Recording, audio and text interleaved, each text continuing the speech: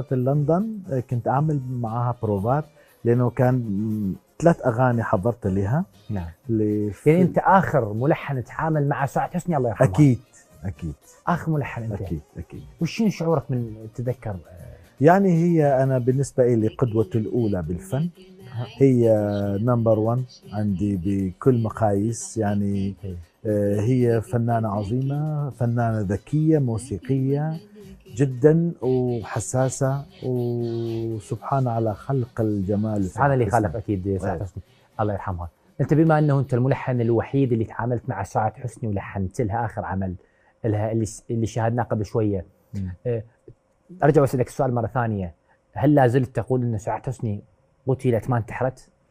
سعاد حسني 100% قتلت وأنا الشخص الوحيد اللي حضرتها